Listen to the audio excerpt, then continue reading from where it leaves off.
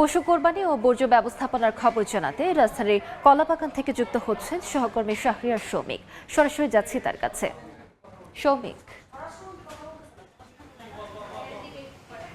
ঈদুল আজহায় পশু কুরবানির পর সবথেকে গুরুত্বপূর্ণ যে বিষয়টি সেটি হচ্ছে বর্জ্য ব্যবস্থাপনা। কারণ কোরবানির ঈদ আসলে যে বিপুল সংখ্যক পশু জবাই করা হয়, সেই পশুর যে বর্জ্য সেটিতে কিন্তু মোটামুটি ঢাকা শহরের যে বর্জ্য ব্যবস্থাপনা সেটি কিন্তু অনেকাংশেই ব্যাঘাত ঘটে। ঠিক তারই ধারাবাহিকতায় কিন্তু গতকাল রাজধানীর দক্ষিণ সিটি কর্পোরেশনের যে প্রশাসক যিনি রয়েছেন তার উপস্থিতিতে কিন্তু একটি সভা অনুষ্ঠিত হয়, যেখানে এবার কুরবানির ঈদে বর্জ্য ব্যবস্থাপনা কিভাবে করা হবে তার কিন্তু একটি গঠনমূলক প্ল্যান কিন্তু সেখানে দেয়া হয়। এবং তারই ধারাবাহিকতায় আমরা দেখেছি যে ঢাকা দক্ষিণ সিটি কর্পোরেশন এই কোরবানির বর্জ্য ব্যবস্থাপনার পেছনে কিন্তু বিভিন্ন ধরনের পরিকল্পনা কিন্তু হাতে নিয়েছেন। এবং তারা জানিয়েছেন যে এবারের ঈদুল আজহার যে 3 দিনে ঢাকা দক্ষিণে মোট 33,992 টন বর্জ্য উৎপন্ন হতে পারে এমন লক্ষ্যমাত্রা কিন্তু তারা নির্ধারণ করেছেন। এবং তার ধারাবাহিকতায় মোটামুটি 13,453 জন জনবল কিন্তু তারা আগে থেকেই ঠিকঠাক করে রেখেছেন। এবং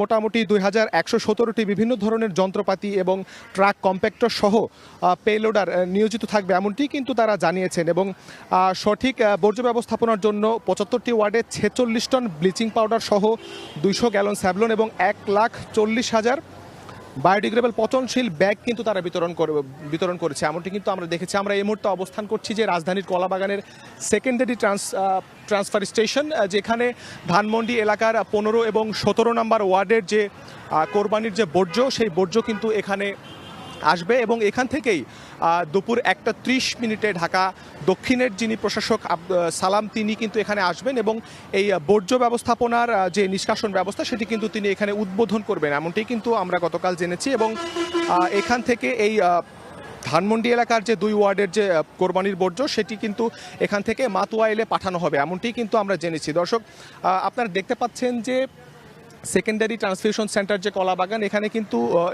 মোটামুটি দুপুর 12টা থেকে কাজ শুরু হওয়ার কথা থাকলেও এখানে কর্তব্যরত যারা আছেন, দায়িত্বরত কর্মকর্তা যারা আছেন এই বর্জ্য নিষ্কাশনের পেছনে, তাদের সাথে আমরা এখানে কথা বলেছি। তারা বলছেন যে 12টা থেকে টাইম বেঁধে দেওয়ার কথা থাকলেও যেহেতু সকাল থেকেই খুব সকালে কোরবানি শুরু হয়ে যাওয়ার কারণে বিভিন্ন জায়গায় বর্জ্য জমা হয়ে থাকে, তারই ধারাবাহিকতায় তারা খুব সকাল থেকেই কিন্তু তাদের কার্যক্রম আনঅফিসিয়ালি চালু করে দিয়েছেন এমনটি কিন্তু তারা জানিয়েছেন। এবং মোটামুটি যে ঢাকা দক্ষিণ সিটি কর্পোরেশনের যে লক্ষ্যমাত্রা যে দুপুর 1টা থেকে শুরু করে পরবর্তী 8 ঘন্টার মধ্যে প্রথম দিনের যে বর্জ্য নিষ্কাশন ব্যবস্থা সেটি কিন্তু তারা সম্পন্ন করবেন এমনটি বলেছেন।